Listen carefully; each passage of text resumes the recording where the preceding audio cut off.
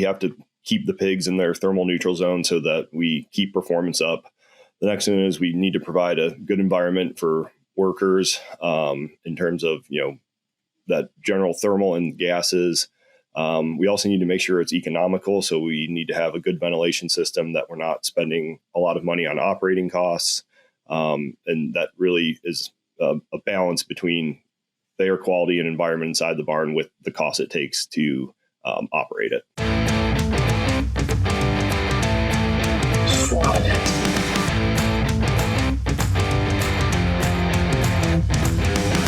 Hello and welcome to the Swine podcast. I'm Dr. Tara Donovan, your host, and today I have with me Dr. Brett Ramirez.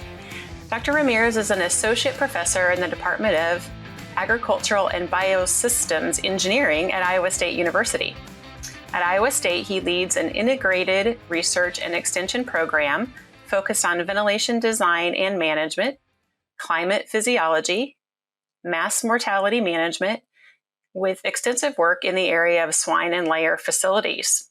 His mission is to provide and advance the science and technology needed in these areas in animal production systems. Brett, welcome to our show. Yeah, thank you very much for having me. It's a pleasure to be here. Great. So today our topic is going to be optimizing ventilation in your swine facility. Let's learn from the experts.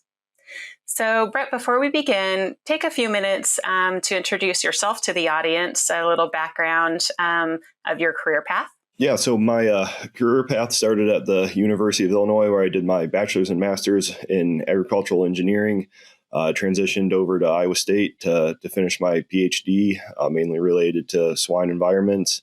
I dabble in quite a few species. As an engineer, we tend to think of them less as animals, more as heat and moisture producing spheres and cylinders, and kind of take the engineering principles behind environmental control, and apply them across a lot of different housing types, barns, for all different types of production. Yeah, great. So we've crossed paths in the swine industry. So I know you're an expert out there that a lot of people seek advice on. So I appreciate that. And it's fun to have you on the show. Yeah, absolutely. It's one of the fun things about getting to work with a lot of the different producers across the country and now some of the world is, every system is just so unique and with such different challenges, whether it's climate, housing type, or housing goals. It's just kind of always a fun and new challenge to experience. Yeah, something new every day, which kind of makes it exciting. Absolutely. Looking to improve the performance of your finisher pigs? Digestrum Finish offers a phytogenic solution that boosts feed digestibility, enhances growth performance, and reduces mortality and morbidity.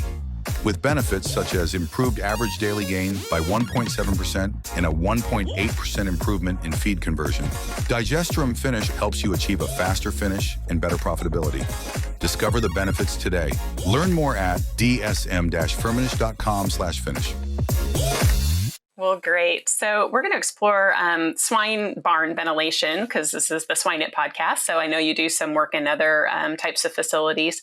But to start us off, would you just give us, kind of the basics of, the ventilation layout? And we don't have the ability really for a lot of schematics on the podcast. So just step us through, the typical barn layout, what the pieces are.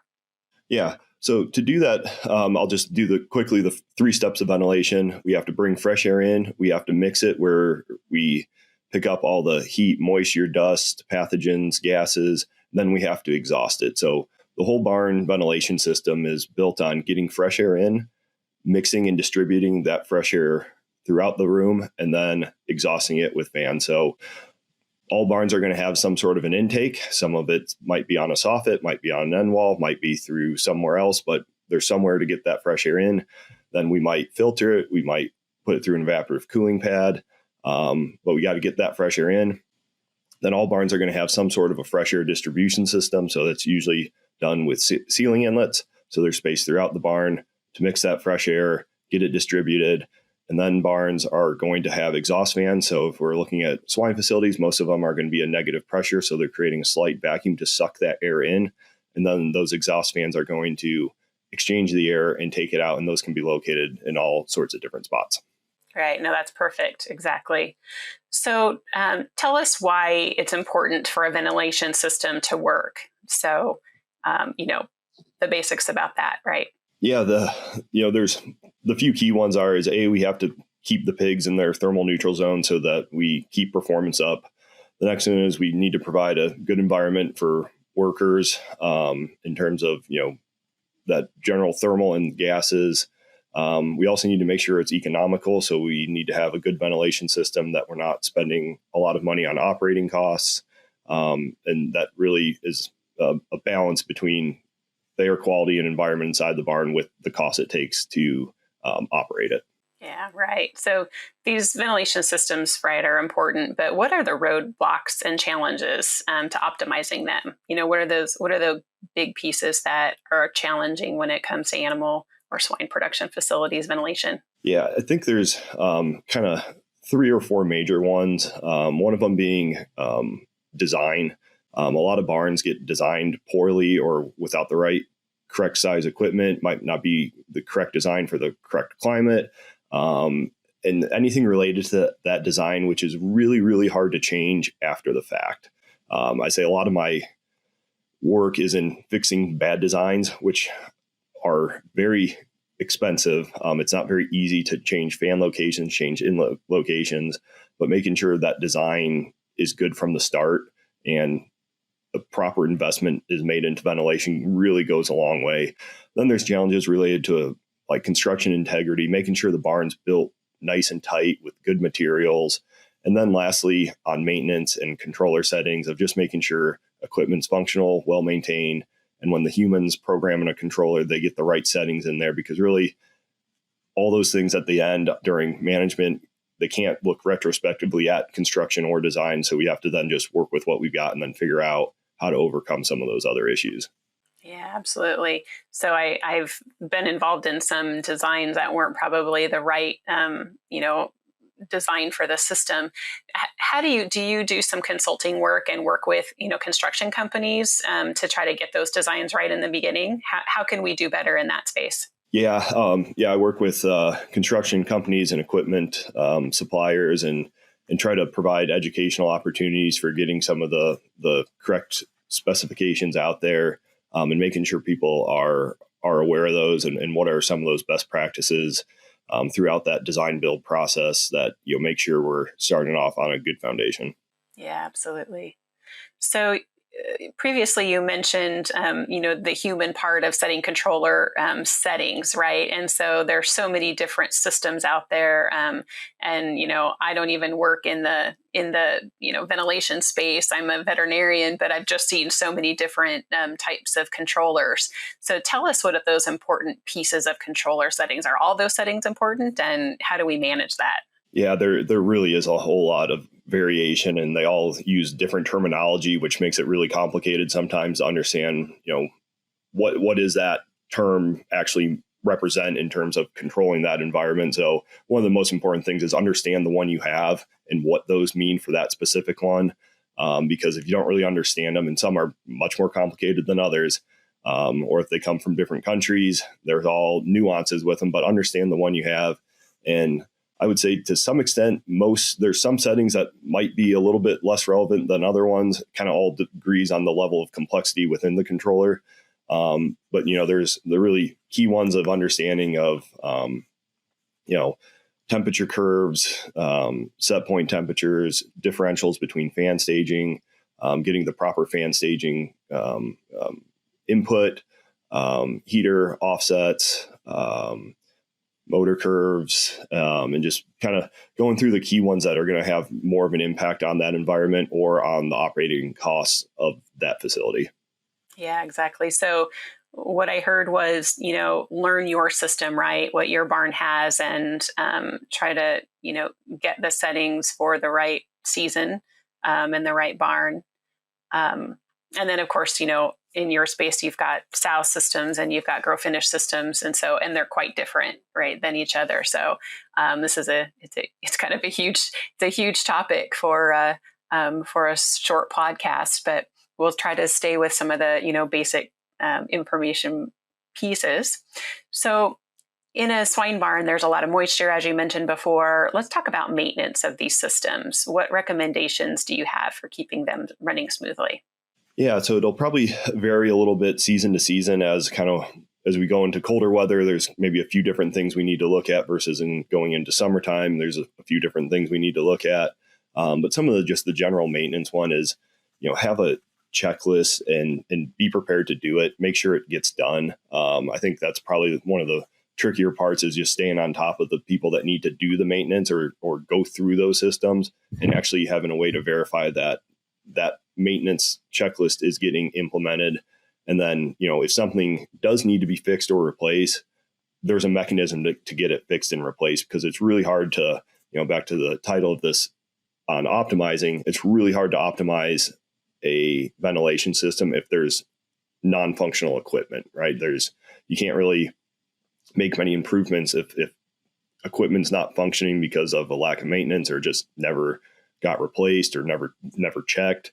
So just really making sure things are getting checked timely throughout the year and following some sort of a SOP or a checklist to get those done. And so, Brett, do you have is there some kind of a school or a place for producers or production managers to go to help understand, some of these maintenance requirements, and how do you check it, that kind of thing? Or you work with the company, representatives? What's your best advice there? Yeah, there's a mix of different resources. Like I know, like in the BIC Wean to Finish guidelines, there's some checklists. I know we have some checklists on Iowa State's extension website.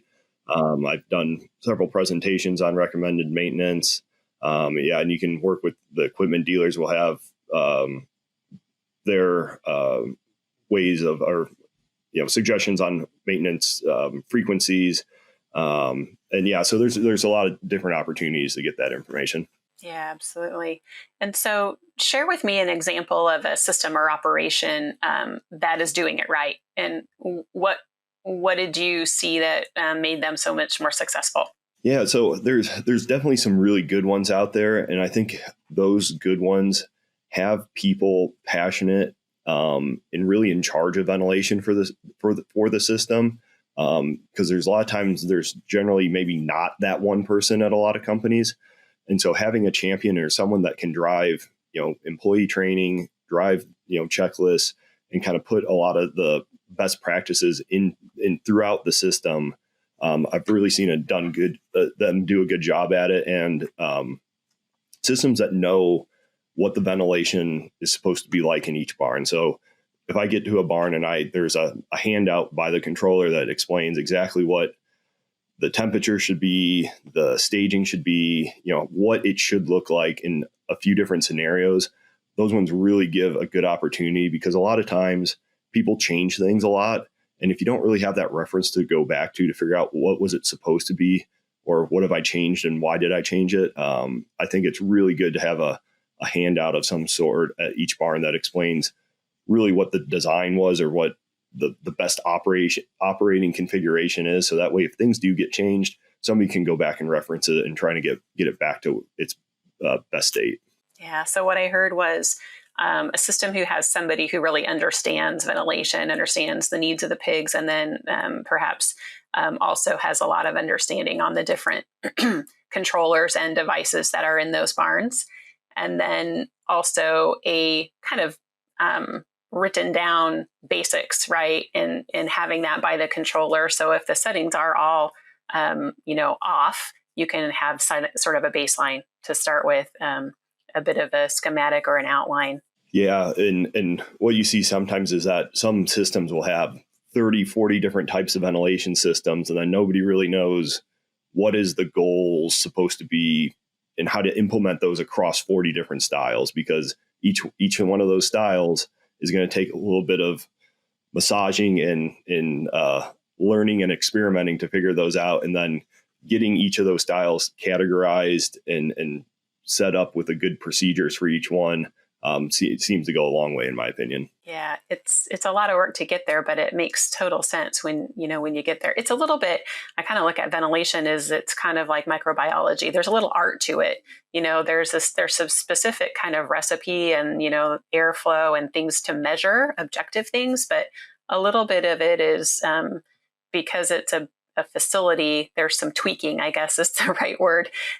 There's a little art to it, and having a person on your team that really understands it is helpful. That's your go-to. So that makes sense. And there sounds like there's some resources to send a person to learn more and to really get that level of knowledge. Yeah, absolutely. Yeah, it's definitely an art and a science, because there's, engineering principles and good recommendations on that science part, but then it sometimes really does take some creative problem solving and approaches to then get the science into practice and make that ventilation system good. Yeah, exactly. It's funny when I would go through barns with a group of people, there was always somebody who was really, went right to the controller and not only just looked at what the settings were, but probably started tweaking. And so I was like, we can spend hours tweaking this stuff. And so having somebody that's really focused on it, like I was focused on health. I think that's helpful. Yeah, it's when things get changed, they never seem to ever go back to the way they were. So verifying those things over time. And then if people are making changes, you have to wait. Ventilation's not a very quick process. It takes time. And also ventilation is really, you can only look at it for the time that you're there, because as soon as the outside temperature changes, whatever happens with the local weather, it's going to totally change how that ventilation system responds. So making adjustments is really a multi-day, week, seasonal thing that has to be explored somewhat frequently, because ventilation is so dependent on whatever the outside weather is doing. Yeah, I think that's good advice. And, some barns are located where there's truly huge differences in seasonal temperature, right? And, Minnesota, for instance. And so having kind of that outline for at least the 4 seasons that you'll experience is key. And then, how to adjust. And like you said, one day is going to be quite different from the next day. And so what are the things that you can adjust quickly to make a difference, and other things that you're really just not going to be able to make it perfect? Yep. It's art and a science. No, that's a good description. So tell me about the future of swine facility ventilation. What do you see coming at us, and what's kind of the 5 to 10 year outlook? Is there going to be some new things coming? Yeah, that's a good question. I think there's just been kind of a, maybe a little bit of a reduction in facility construction, over the last couple of years. And I think that's also resulted in a little bit of fewer product development on the ventilation side. But I think we'll continue to see more efficient fans that move more air and are much more pressure stable, that require less maintenance. And I think we'll keep seeing more advanced controllers that can do more things. With controllers being connected online, that's really, opened up the door for, remote troubleshooting, saving a lot of time and resources from people having to go to barns when a lot of times you can troubleshoot remotely. And that's been a huge benefit, and being able to, see more insight into equipment operation from those controllers. I think that'll probably be on the next step of understanding, what's going on, what equipment is the equipment going to kind of self-diagnose itself at some point, so then people can maybe get on maintenance faster, or ahead of it, because it's now being predicted, and to kind of see where that all goes will be kind of interesting. Yeah, I think there's having some of that remote capability will certainly help. Not everything can be troubleshooted from afar, but I think in terms of how far out maybe the sites are from where people live, right, to go just check on it and to drive by the barn and check in, having a remote system just makes sense and will be a definite time saver. But it's we had to start with getting those barns with the internet connection, right? So it was sort of like you have to start at the very beginning and then get that connectedness. So I really was interested in the warnings that are sent out, for temperature failures, right? And so those are key, like not relying only on, a generator system to come on, et cetera. Having an actual internet connection, so it sends a warning that something's really wrong in this barn to try to, save the catastrophic events. Yeah, and now I think one of the challenges is that we almost get too many warnings, and then people, start to become somewhat numb to those warnings, and then kind of teasing out what are the most important warnings and when is it really something I need to fix or I need to get on top of, just because sometimes you can get so many notifications from a controller a day. And then at some point, some of them mean something, some of them are purely just warnings. And so trying to prioritize warnings that need to be addressed, I think is always going to be a challenge in the future. Yeah, setting up those systems so that the warnings, you don't end up with kind of fatigue, right? And not addressing the ones that really do mean something. So yeah, that's a good point. So Brett, we're going to kind of rounding up our time here together. If you have a question or comment for Dr. Brett Ramirez, send it through on your podcast platform, or you can find him at Iowa State University. Also, if you like our podcast, please give us a thumbs up and send us any comments or suggestions. So before we sign off, do you have any final thoughts or take-homes for the listeners, something you want them to grab and take home from this discussion? Yeah, I think I'd just kind of summarize it with, spend time on ventilation, think about it, learn about it, try to focus on it. A lot of times, as you mentioned, walking with a group of people, everybody looks at something different in the barn. And so trying to get people focused on ventilation a time or two and not get distracted by the 1,000 other things that are going on in a barn from, feed, water, health, equipment, just look at ventilation and build up an intuition of, what's the system supposed to be doing versus what is it currently doing? And is there a discrepancy between that? Situate yourself in the environment, the climate, and just focus on ventilation and try to block out those distractions to see if you can really figure out if something needs to be improved with the ventilation system. Yeah, great advice. There's so many things you can look at, and like I said, I always go straight to the health of the pigs, and so having that expert, that person that's really focusing on ventilation is important, and then having everybody know what the basics are, those settings, right? Having some knowledge, and I always used to say, not only know how to fix it, but at least understand how to identify when there's a problem and then who to go to. Yep, absolutely. At the minimum, that's one of the best courses of action. It's time for our famous 3. Are you looking for effective cleaning and disinfection solutions for your farm? Look no further than Sid Lines and Ecolab Company. Our swine program offers advanced hygiene solutions that ensure thorough cleaning and disinfection of barns and drinking water systems. With products like Kinesan, Viricid, and our newest addition, Sid 15X, you can reduce pathogens, improve animal health, and boost productivity. Trust Sid Lines for a cleaner, healthier, and more efficient swine production.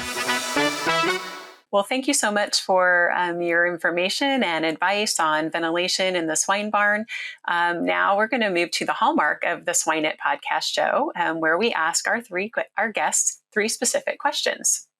So, Brett, what's your favorite book or resource in your area of expertise? Yeah, so I think probably my favorite is Environmental Control for Plants and Animals by Louis Albright. That was published back in 1990. It's kind of been the foundation for the past 35 years on how to do environmental control for, livestock housing. How about a resource or book outside of your area of expertise? What's something that you think would be interesting to our listeners? Yeah, I don't do a whole lot of reading. I've substituted that hobby with golfing. So that's usually what I'll be doing instead of picking up a book. Though I will read a few golf books, but I'll be on the driving range or the course.